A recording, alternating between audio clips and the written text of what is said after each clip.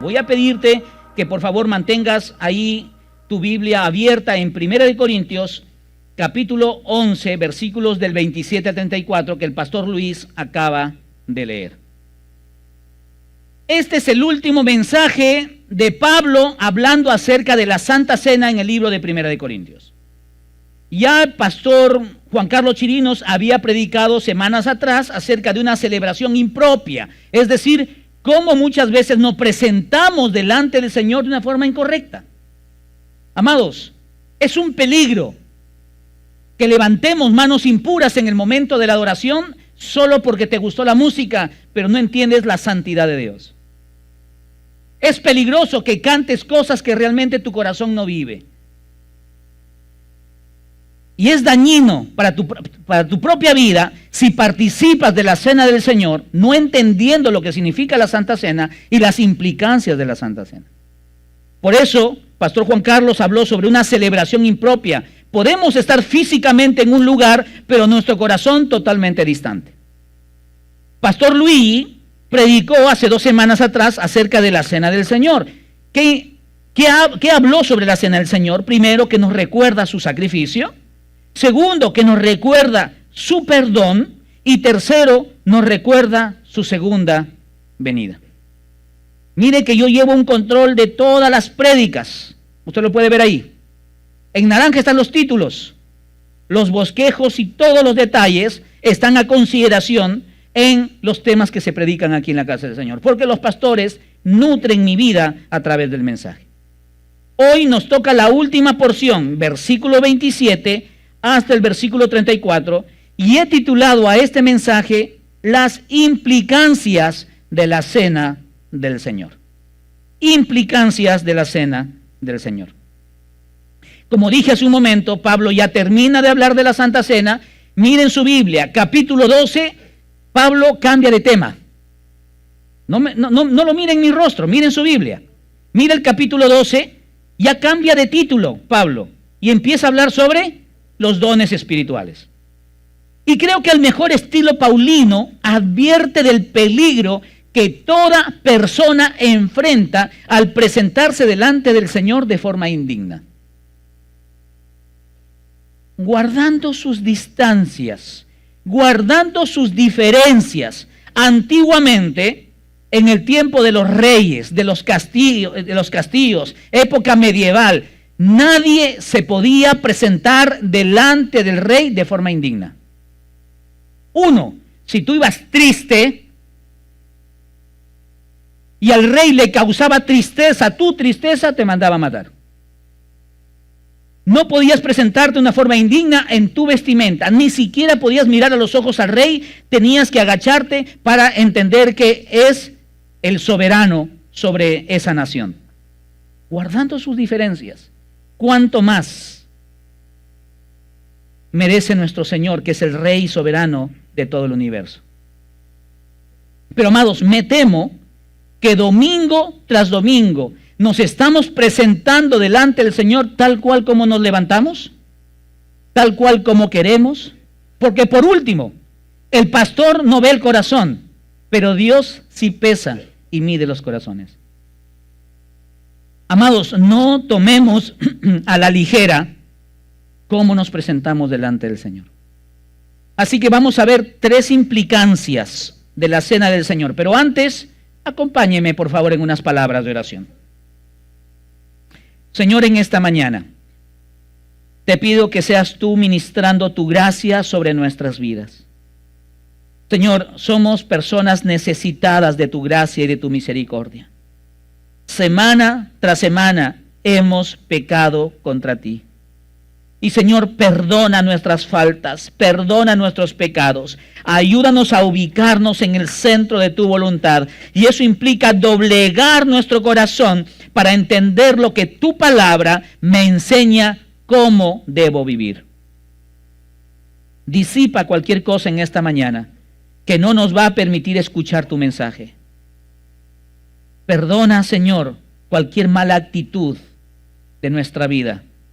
Permítenos abrir el corazón, abrir nuestra mente, para que tu palabra sea sellada en nuestra vida. Te lo pedimos en los méritos de nuestro Señor Jesucristo. Y toda la iglesia dice, amén. ¿Cuántas implicancias vamos a ver? Vamos con la primera. Pablo nos da una advertencia seria. Ahora, quizás alguno diga, pero pastor, ¿qué advertencia no es seria? Toda advertencia es seria. Sí, pero uno entiende que, por ejemplo, uno va a un lugar y hay una advertencia que dice, solo para uso del personal. Tú puedes entrar y al final te llaman la atención y te sacan del lugar. Pero hay advertencias en el camino, como por ejemplo una curva peligrosa, que si tú no sigues, ¿qué puede ocasionar? La muerte. En este caso, también es una advertencia que implica la muerte.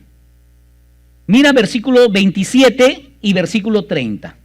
Acompáñame en tu Biblia. Versículo 27, estamos en 1 Corintios capítulo 11. Versículo 27. De manera que, hasta ahí nos quedamos un momentito.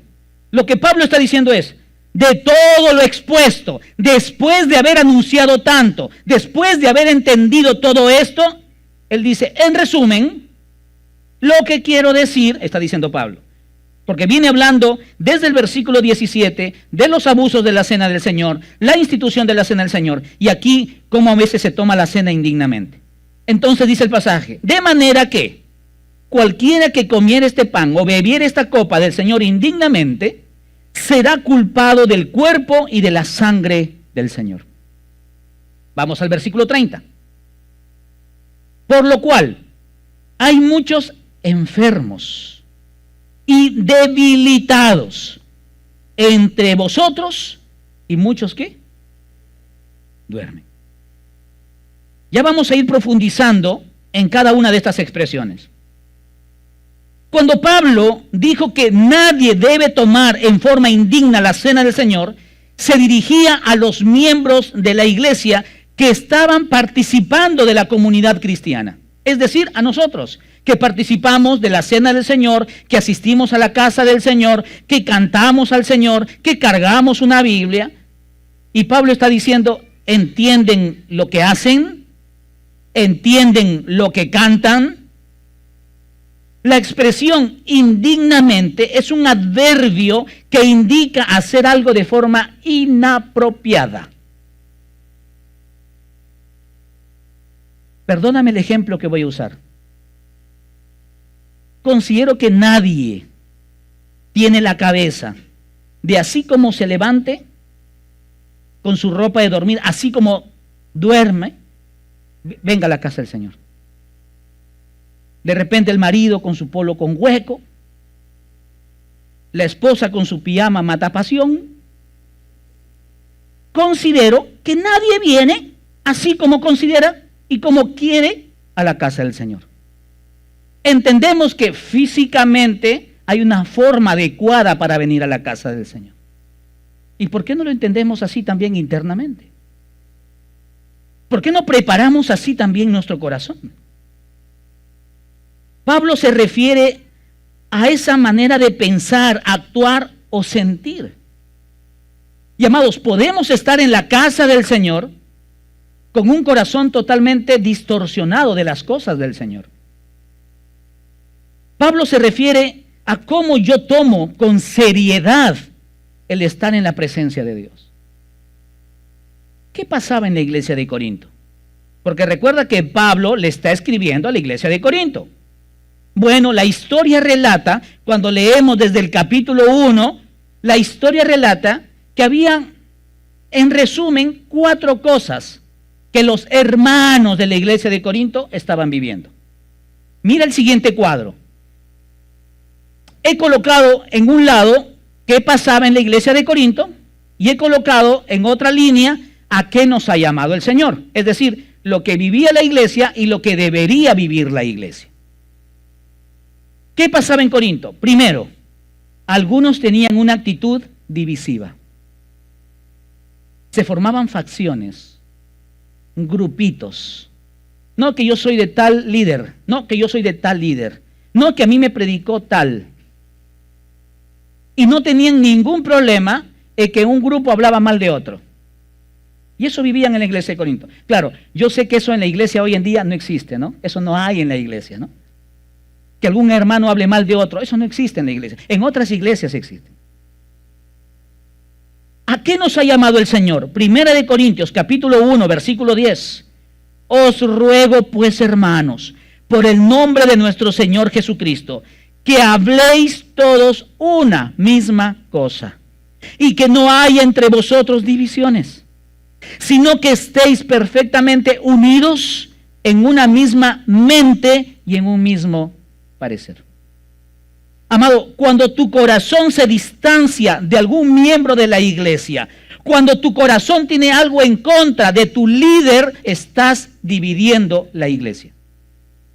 Porque lo que tú sientes después lo vas a transmitir. ¿Y con quién lo vas a transmitir? Haces un desayuno en tu casa y compartes con tus amigos de la iglesia. Haces una cenita o cuando conversas al final con comentarios, haciendo cosas que vas dividiendo la iglesia. Y amado, Dios no va a tomar a la ligera eso. Una segunda actitud en la iglesia de Corinto. Algunos discriminaban a otros miembros por su condición social. O sea, querían andar entre los ricos. Y si había algún pobre, bueno, él también es hermano, pero él tendrá su lugar en el cuerpo de Cristo. Amado, el día que un pastor haga esto, se ha convertido en un mercenario del evangelio. Porque Dios no tiene favoritos. El evangelio y la palabra tanto lo necesitan los ricos como lo necesitan los pobres. ¿Y qué dice la palabra? Santiago capítulo 2, versículos 1 al 4. Hermanos míos, que vuestra fe en nuestro glorioso Señor Jesucristo sea sin acepción de personas. Porque si en vuestra congregación entra un hombre con anillo de oro y con ropa espléndida, y también entra un pobre con vestido andrajoso, y miráis con agrado al que trae la ropa espléndida, y le decís, siéntate tú aquí en un buen lugar, y decís al pobre, estate tú allá en pie, o siéntate aquí bajo mi estrado, ¿no hacéis distinciones entre vosotros mismos y venís a ser jueces con malos pensamientos? Amados, lejos esté de nosotros tener preferencias en el cuerpo de Cristo. No hay oveja favorita en el cuerpo de Cristo. Tengamos mucho cuidado con eso. Aquí le hablo a los líderes. Todos nos necesitamos a todos. Y Pablo es muy claro y le dice esto a la iglesia de Corinto. ¿Qué más sucedía? Tercer aspecto. Algunos comían y bebían en exceso. Tanto así que en la Santa Cena deshonraban la celebración del Señor. Ya lo han explicado esto 3 semanas atrás, de que el tiempo de Santa Cena era un poco diferente a como nosotros lo celebramos. Sí había el partimiento del pan, sí había el compartir una copa con el vino, pero las familias traían sus viandas, traían alimento, traían bebida. ¿Para qué? Para tener un tiempo de coinonía. Y qué lindo, ¿no? Tener un tiempo de coinonía así.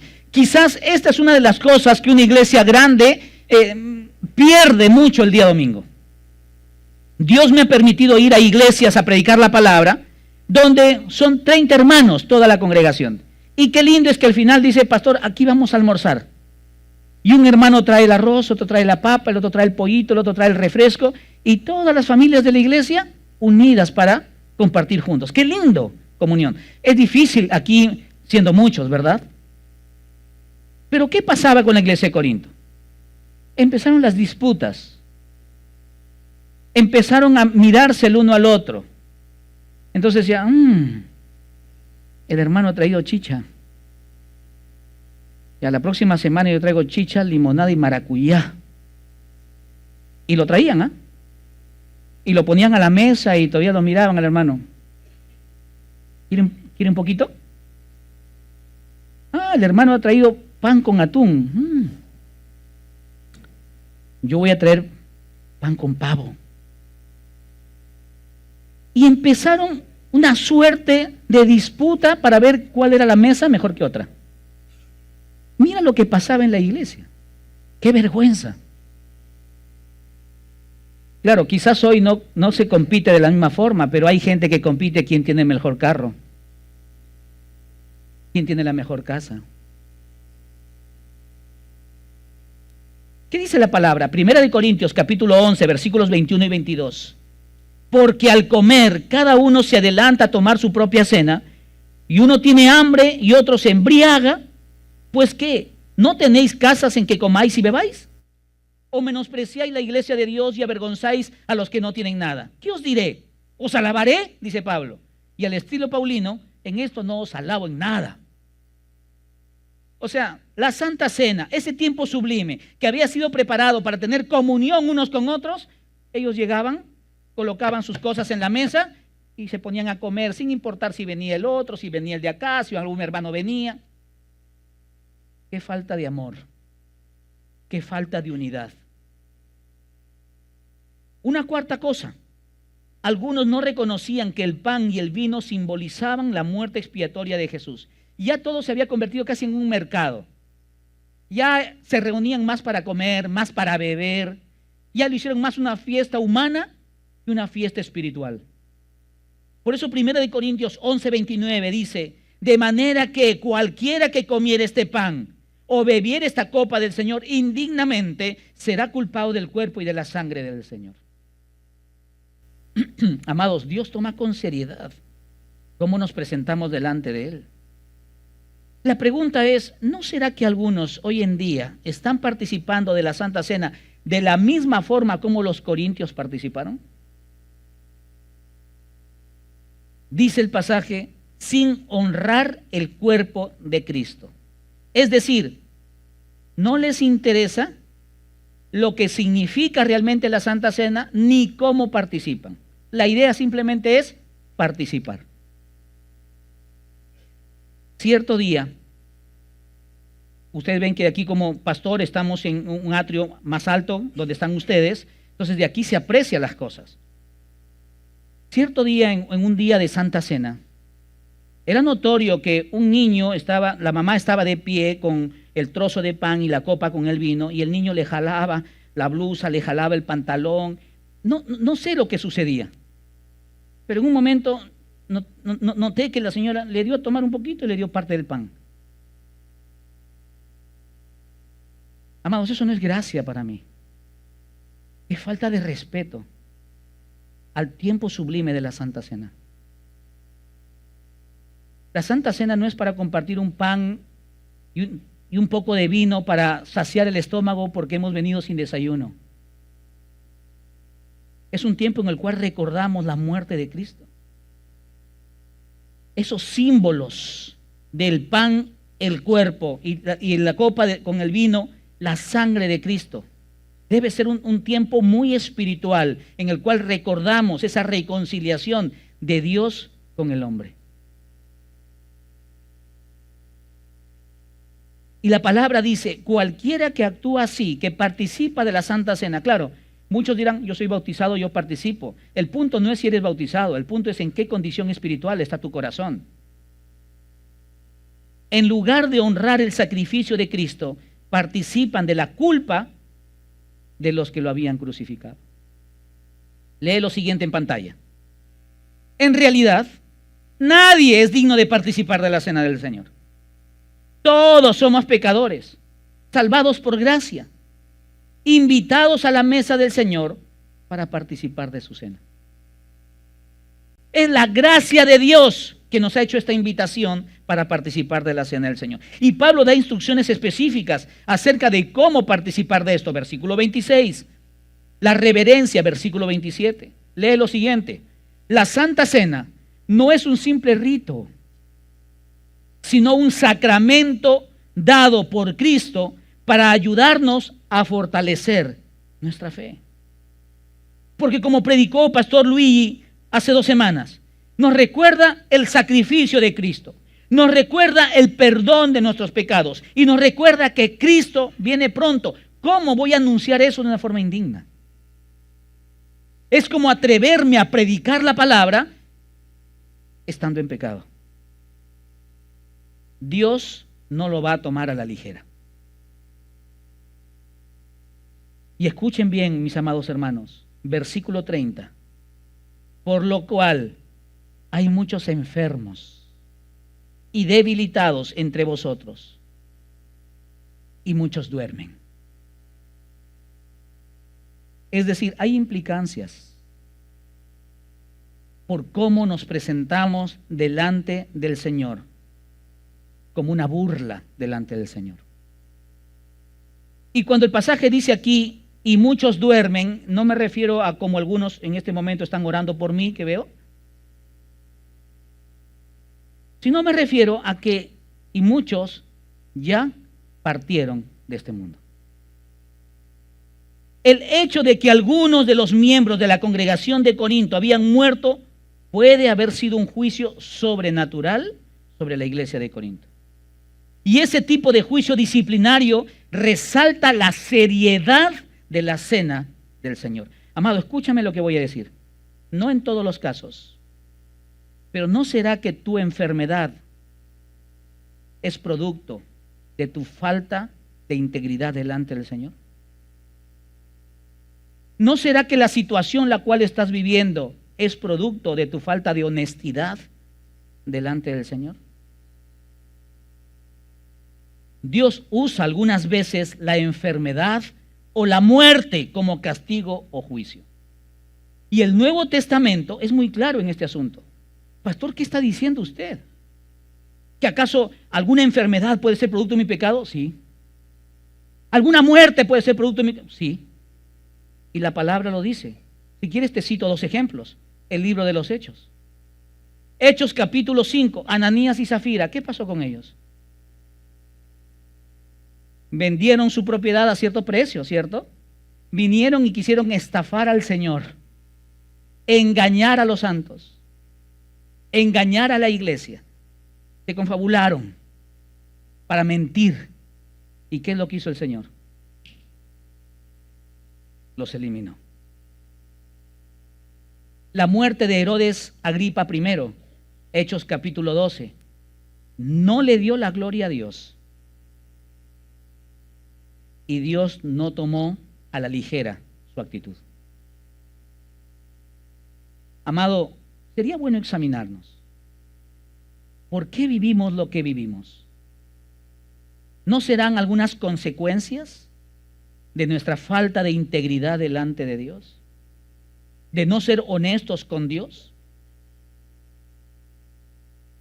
Entonces, ¿qué implicancias tiene la Santa Cena? Primero, una advertencia seria. Segundo, una evaluación personal. Así como hay una advertencia, no me voy a llenar solo del temor y decir, entonces prefiero no participar. Si hay advertencias, no, prefiero no participar. No, amados, hay que hacernos una evaluación personal. Es como si yo no me presentara al examen de admisión a la universidad, porque, y si me jalan, entonces no, mejor no voy. Tengo que prepararme de una forma correcta, tengo que ser consciente de mi responsabilidad en prepararme y asistir. Una evaluación personal. Acompáñame, versículos 28 y 29. Por tanto, pruébese cada uno a sí mismo. Este por tanto encierra mucho. Es Pablo diciendo, ahora entendemos, ¿no? La seriedad del asunto, ¿no? Ahora sabemos muy bien, ¿no? Ya sabemos lo que implica, ¿no? Lo que puede traer si nos presentamos indignamente delante del Señor. Bueno, entonces, dice él, pruébese cada uno a sí mismo y no participen del pan. Eso dice, ¿no? ¿Eso dice? ¿No? Hay una invitación. Por tanto, pruébese cada uno a sí mismo y coma así del pan y beba de la copa. Porque el que come y bebe indignamente sin discernir el cuerpo del Señor, juicio come y bebe para sí. Vamos al versículo 31 y 32. Si pues nos examinásemos a nosotros mismos, no seríamos juzgados. Mas siendo juzgados, somos castigados por el Señor, para que no seamos condenados por el mundo. Lo explico. Debemos examinarnos constantemente para ver si hay algún pecado en mi vida, algo que sea un obstáculo en mi relación con el Señor. ¿Sabes? Mi esposa me encanta porque ella da en el clavo muchas veces cuando habla conmigo. Y cuando estamos hablando, a veces ella me mira a los ojos y me toma la mano y me dice, ¿hay algo que te haría sentir mejor? Entonces me ubica y digo, sí, esto, y escarba el corazón. Entonces puedo sacar todo lo que hay en mí. Lo que el Señor está diciendo acá es una invitación a abrir el corazón, a evaluarnos. De repente hay algo muy oculto, como por ejemplo un resentimiento, el rechazo hacia alguna persona. Sacarlo, arreglarlo delante del Señor y prepararme adecuadamente en base al amor a Cristo. Ahora, amados, no es que esto lo hago solo cada vez que hay Santa Cena, el primer domingo de mes. En este caso, segundo domingo, porque la semana pasada estuvimos en nuestro congreso misionero. No, esto es algo constante en mi vida. Yo tengo que estar examinándome. Por ejemplo, una persona responsable de su cuerpo se evalúa por lo menos una vez al año cómo está su cuerpo. Cómo están mis dientes, cómo va el corazón, cómo va mi peso y tantas cosas. Una persona saludable tiene que estar evaluándose constantemente. Pero si yo voy a ir al médico cada vez que me duele algo o me siento mal, no hay una buena actitud en mi vida. Lee lo siguiente. Antes de participar de la cena del Señor, debemos escudriñar nuestra propia conciencia, examinar nuestras motivaciones y actitudes. Somos muy firmes para examinar a otros, pero nos falta humildad para examinarnos a nosotros mismos. Somos muy críticos con otras personas, con los hijos de otros hermanos somos muy críticos, pero a nuestros hijos les pasamos un pañuelo. Nuestros hijos son ángeles, tienen alas. Amados, antes de participar de la cena del Señor, debemos escudriñar nuestra propia conciencia, examinar mis motivaciones y actitudes. Así como todos los que estamos aquí, no necesariamente, hablando físicamente, estamos saludables, así igual, no todos necesariamente estamos saludables espiritualmente hablando. Y amados, la idea de Pablo no es comprobar quién es digno y quién no lo es. Entonces, el que es digno, que participe en la cena del Señor, y el que no es digno, que no. Amados, nadie es digno para participar de la cena del Señor. El punto es examinarnos, ¿para qué? Para arreglar cuentas, para estar bien delante de Dios. Porque el pasaje es claro, pruébese cada uno a sí mismo y coma así del pan y beba de la copa. En otras palabras, antes de beber la copa con el vino, antes de ingerir el trozo de pan, hay que evaluarnos. Y si hay algo que arreglar con el Señor, arreglamos con el Señor. Pero ojo, a veces hay cosas que arreglar con otras personas. Y eso nos cuesta. Claro, arreglar cuentas con Dios lo puedo hacer en silencio, ahí donde estoy. Señor, perdóname, ayer dije cosas que no debí decir. Pero si el Señor me trae a colación algo que yo dije de algún hermano la semana pasada, si el Señor me trae a colación algo de hace años atrás que yo tomé prestado sin avisar, ¿qué debo hacer? Llamar a la persona, pedir perdón y restituir la situación. Es decir, esta evaluación a la cual nos llama el Señor no tiene una intención punitiva de salir llorando, quebrantarnos, yo soy un hombre maldito y nadie me va a amar. No, la intención no es punitiva aquí, sino una invitación a arreglar cuentas. Amados, gloria a Dios por las oportunidades que nos da. Por eso que la Santa Cena es una invitación abierta. Debemos prepararnos para un tiempo así. Esta evaluación quita la barrera que afecta mi relación con Cristo. Y amados, si mi relación con Cristo está afectada, va a estar afectada mi relación con otros creyentes. No tome a la ligera participar de la cena del Señor. Yo he citado antes este ejemplo. Un miembro del cuerpo pastoral había visto a un hermano que asiste a la iglesia entrar a un hotel con una mujer que no era su esposa. Y el pastor dijo, el domingo yo lo voy a confrontar. Llegó el domingo y era Santa Cena. Ese hermano participó de la Santa Cena. El pastor lo confrontó al final. Y qué triste escuchar una respuesta como, sí, pastor, tuve que participar para que mi esposa no sepa que yo no estoy bien. Amados, ¿tenemos más temor al hombre que a Dios? Yo diría, una persona que piensa así no ha nacido de nuevo. No conoce realmente a Cristo. No entiende de la santidad de Dios. Stephen Charnock, un clérigo presbiteriano, fue un puritano inglés de los 1600 por ahí, 1630 por ahí. Él dijo lo siguiente: es triste que seamos cristianos en la Santa Cena, pero paganos en nuestro trabajo y demonios en nuestra casa. Claro, aquí, amados, todos somos santos. Yo lo he dicho varias veces. ¿Realmente ves a un pastor como un siervo de Dios cuando le preguntas a su esposa y a sus hijos cómo se comporta en casa? ¿Cómo es en casa? Tú puedes definir si es un siervo de Dios. Porque si un pastor no lidera su hogar, no es el sacerdote del hogar, no sirve a su esposa, no sirve a sus hijos, viene aquí a intentar servir al Señor, es un asalariado. Esto ya es su trabajo, pero no es su ministerio, no es su vida. Y esto se aplica a todo creyente. ¿Servimos a los nuestros en la casa? Hay trabajos donde compañeros de trabajo que no saben que su compañero es creyente, porque su conducta es tal cual como alguien que no conoce a Cristo. Su vocabulario, sus actitudes, sus decisiones.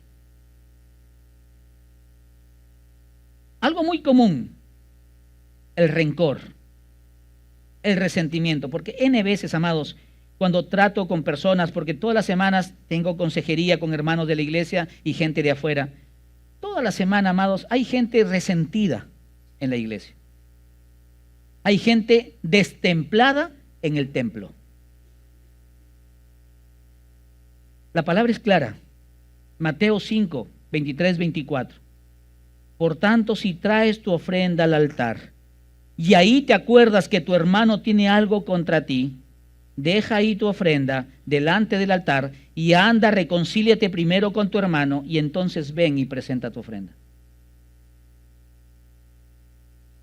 El Señor está diciendo, yo no voy a aprobar lo que haces por más dinero que traigas a la casa del Señor si tu corazón no está en sintonía con mi corazón. Debo preguntarme con seriedad, ¿por qué participo de la cena del Señor? He entendido que la cena del Señor implica mi relación con Dios, implica mi relación con mi esposa, con mi hija, implica mi relación con la iglesia. ¿He entendido eso? No tengo ningún obstáculo en mi relación con Dios, en mi relación con mi familia y en mi relación con la iglesia como para participar con libertad. ¿Tengo temor de que otros creyentes puedan pensar mal de mí si no participo? ¿Qué pensará Dios? Algunos teólogos sostienen que la frase del versículo 29, que dice, sin discernir el cuerpo, implica no considerar que somos una sola comunidad. Amados, somos el cuerpo de Cristo. Y en el cuerpo de Cristo no puede haber facciones. Yo sé que nuestra metodología es células, sectores. Yo sé que cada sector tiene su pastor, pero no debería haber facciones. Que el sector matrimonios se alegre si el sector 1 o el sector 2 no creció, pero nosotros sí crecimos. Amados, eso es del diablo. Eso no es de Dios. Yo no puedo gozarme del dolor de algún hermano, porque la palabra dice, hay que llorar con los que, y hay que reír con los que, ¿y por qué no lo vivimos? ¿Cuánto nos falta ser familia que estemos unidos? Discúlpame que diga esto es un concepto personal. Yo particularmente no entiendo cómo los mejores amigos de un creyente sea un no creyente. Porque ¿cómo me va a corregir? ¿En base a qué? Si yo peco, hago algo indebido, ¿en base a qué me va a corregir? Mis mejores amigos son creyentes, quienes a veces me dicen, discúlpame Daniel, pero estás desatinado. No estoy de acuerdo con tu actitud. Por lo tanto, amados, lo que yo haga o lo que deje de hacer va a impactar positiva o negativamente a la iglesia. Si yo vengo en pecado a predicar la palabra, por más que me pare en el púlpito, por más que haga un buen sermón, no va a tener el impacto espiritual. Hace muchos años atrás había un predicador famoso que después se destapó que estaba en adulterio viviendo, él había caído con una prostituta. Y fue interesante que otro pastor muy conocido, evangelista, él una vez se refirió a este pastor, dijo, yo lo escuché a él predicar en tal tiempo. Claro, después por todo lo que se destapó, entiendo entonces lo que estaba viviendo o que estaba predicando en el púlpito. Y él dijo lo siguiente, el mensaje era homiléticamente perfecto, pero había algo en mi corazón que rechazaba el mensaje. Las facciones de la iglesia de Corinto rompieron la unidad. ¿Eso queremos para nuestra iglesia del Arco? La discriminación contra el pobre, contra el necesitado, contra el que es menesteroso, probaban que había ciertos miembros que no habían discernido tener amor los unos con los otros. ¿Eso queremos para la iglesia del Arco? Amados, lejos esté de nosotros eso, porque eso significa o implica ser una iglesia enferma. Lee lo siguiente en pantalla. La idea de evaluar mi corazón y reconocer algún pecado arraigado debe conducirme a participar de la cena del Señor y no a excluirme de ella. Si después de haberme evaluado, de que me doy cuenta, a ver cómo estoy delante del Señor, el pastor nos ha dado un minuto para orar antes de participar de la cena. Después que me evalúo, decido no participar, entonces estoy abrazando más fuerte mi pecado que la confesión delante de Dios. Porque en ese instante que yo arreglo cuentas con Dios, el Señor puede traer a mi mente algo, por ejemplo, tal persona me hizo daño. ¿Por qué lo acabo de recordar ahora? Entonces, hay algo en mi corazón contra esa persona. Señor, ayúdame a que al salir de este lugar, esa persona ya no vive en el Perú, esa persona vive en el extranjero. Señor, ayúdame a conectarme con esa persona esta semana y a decirle, mira, yo te perdono por lo que hiciste y te pido perdón por todos estos sentimientos que he albergado contra ti. Pero arreglo cuentas con Dios, ¿se entiende? ¿Y por qué arreglo cuentas con Dios? Porque Dios me lo indica y porque así puedo participar de la cena del Señor. De acuerdo al versículo 31, si pues nos examinásemos a nosotros mismos, no seríamos juzgados. Es decir, un cuidadoso examen nos ayuda a evitar el castigo y el juicio de Dios. Según lo que afirma el versículo 32, mas siendo juzgados, somos castigados por el Señor para que no seamos condenados con el mundo. Y aquí están los que piensan muchas veces, no, Dios no castiga. Dios castiga, amados. Dios disciplina. Hebreos dice que Dios disciplina al hijo que ama. Y a veces la disciplina del Señor va a tocar nuestros cuerpos. Lee lo siguiente en pantalla. El castigo de Dios sobre sus hijos es correctivo e instructivo. Quiere corregir una actitud y quiere instruir el camino en el cual debemos seguir. Y al mismo tiempo hay que entender que el castigo y la disciplina de Dios no es penal y destructivo, destruir nuestras almas, dañarnos completamente y eliminarnos del cuerpo de Cristo. No, esa no es la intención de Dios. Por lo tanto, castigados por el Señor contrasta a la frase condenados por el mundo. No obstante, las advertencias de Dios no tienen que ver nada con la pérdida de la salvación. Amados, hay muchas cosas que el mundo ha sentenciado a muerte, pero Dios es especialista en restaurar lo que estaba muerto. Y es lo que ha hecho con nuestras vidas, es lo que ha hecho con nuestros matrimonios, es lo que ha hecho con nuestras familias. Pastor, ¿está seguro lo que dice usted acá?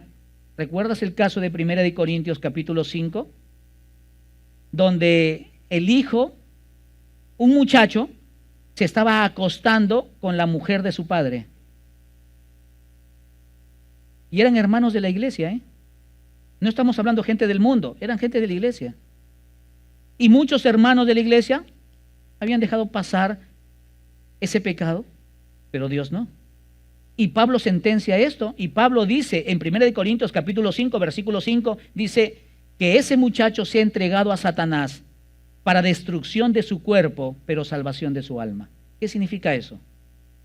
Le vendrá alguna enfermedad, y esa enfermedad será de muerte. Pero como es un creyente genuino, va a salvar su alma al final de sus días. Amados, tomemos con seriedad las cosas del Señor. Por eso la palabra también dice a los maestros, a los que estamos en algún cargo en la iglesia, responsabilidad delante de las ovejas, mayor será nuestro juicio y nuestra responsabilidad delante del Señor. Tercero y último, ¿qué implicancia nos da Pablo acerca de la Santa Cena? Nos da una consideración final, porque como dije en la introducción, ya capítulo 12 cambia de tema y empieza a hablar sobre los dones espirituales. Mira lo que dice versículo 33 y 34. Míralo en tu Biblia, por favor. Así que, hermanos míos, cuando os reunís a comer, esperaos unos a otros. Si alguno tuviere hambre, coma en su casa, para que no os reunáis para juicio. Las demás cosas las pondré en orden cuando yo fuere. Es decir, hemos citado 4 cosas, pero habían más. Amados, no hay una iglesia perfecta, pero sí hay iglesias sanas. Y es lo que anhelamos ser como iglesia nosotros. Tanto así que Pablo dice, y aún hay más cosas que decir, pero ya eso vamos a hablar cuando yo los visite. Eso está diciendo Pablo. El tiempo de celebración de la Santa Cena era un tiempo de coinonía, donde las familias traían sus viandas para comer juntos, para participar juntos. Amados, somos una familia, somos una comunidad, pero esto se fue desvirtuando a una suerte de competencia. Tanto así que llegaban unos y traían todito sus viandas acá sobre la mesa y no le importaban si habían hermanos ahí o si otros faltaban llegar, ellos empezaban a comer. Ya cuando llegaban otros, ellos ya estaban por la mitad de su comida. Por eso Pablo dice aquí, hermanos míos, cuando os reunís a comer, esperaos, porque qué lindo es participar todos juntos. Pablo los estimula y les dice, esperaos unos a otros. Lee lo siguiente en pantalla, amados, que yo anhelo que esto sea el corazón de nuestra congregación. La comunión cristiana debe ser parte de la comunidad cristiana. La comunión cristiana debe ser parte de la comunidad cristiana. Podemos ser una comunidad que no vive comunión. Hay algunos, y discúlpenme lo que voy a decir, que ni bien termina el culto, parece que le pagaran para que lleguen temprano a casa. Vuelan y tú los ves hasta saliendo rapidito de aquí. Amados, quédate un momento. Pastores, que no conozco a nadie, ¿qué mejor que le digas al de la derecha, hola, yo soy Daniel Alcántara, ¿cómo te llamas? Tal, qué gusto. ¿A qué sector asistes? Al sector matrimonios. Al mejor sector, qué bonito. No, no es así, ¿no? Qué gusto, yo asisto al sector 1, qué gusto. ¿Cuánto tiempo tienes en la iglesia? Mira que yo no te he visto. Amados, estás conociendo a tu familia espiritual. Y después se quejan, no tengo amigos, pastor.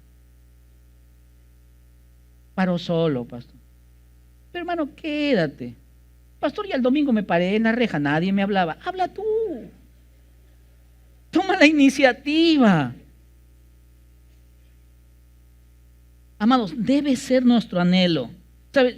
Yo te lo digo delante de mi Señor, yo anhelo que llegue el día domingo. Amados, cuando viajo a veces, que ni siquiera son viajes que yo planifico, sino que la alianza nos envía, la Alianza Cristiana Misionera del Perú, nos envía a predicadores, nos dicen, ustedes van a ir a tal lugar, ustedes van a ir a tal lugar, y nos envía. Créeme que es lindo conocer a mi familia espiritual de Tacna, de Tumbes, de Piura, de Lima o de Washington, como estuve hace poco tiempo. Qué lindo es conocer a mi familia espiritual. Pero cómo extraño mi casa.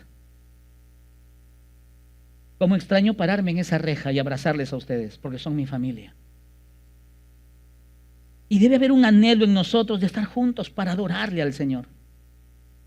Pero aún eso, amados, a veces cualquier motivo es una buena motivación para faltar el domingo. Cualquier motivo es una buena motivación y justificación para no ir a la célula. Qué triste. Qué triste. Y amados, no te digo que te apartes del mundo y vengas aquí a vivir en un monasterio. No, pastor, lo que pasa es que el martes juega Perú. Y la célula es el martes, pastor. Pero vean el fútbol juntos. Oren juntos para ganar, hermano.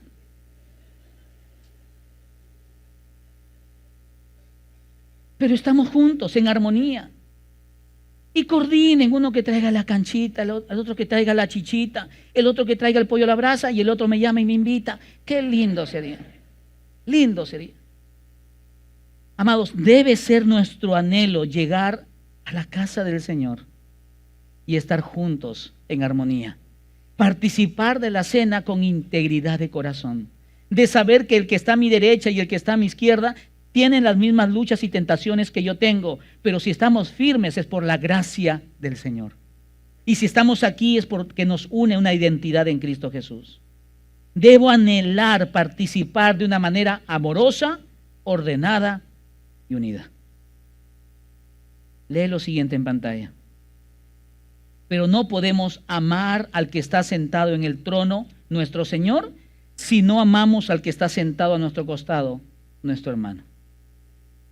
Permíteme demostrarlo de la siguiente manera. Quizás un poco actuado.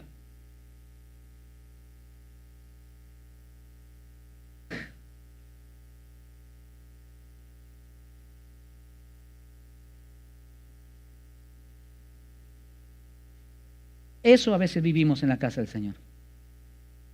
Intentas levantar manos al Señor, cantarle, adorarle, le pones la mejor sonrisa, pero le pones la peor mirada al que está al costado.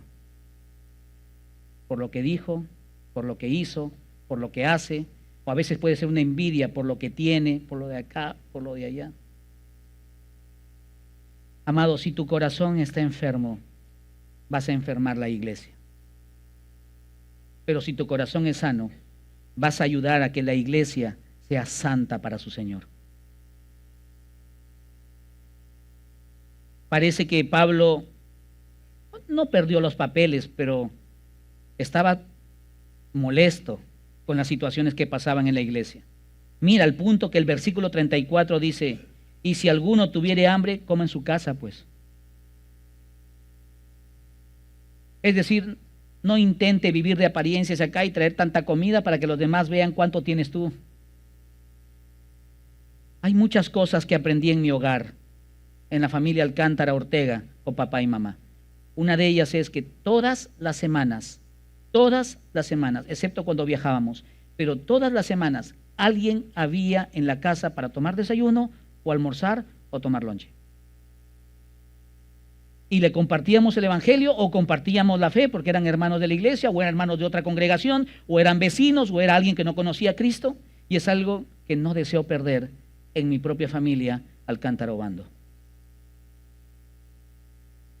La cena del Señor, voy terminando, implica la unidad y el compañerismo de la iglesia. Por consiguiente, no debe haber lugar para grupitos, discriminación social o maltrato entre hermanos. Y amado, si tú te has sentido maltratado por algo o por alguien, acércate a la persona.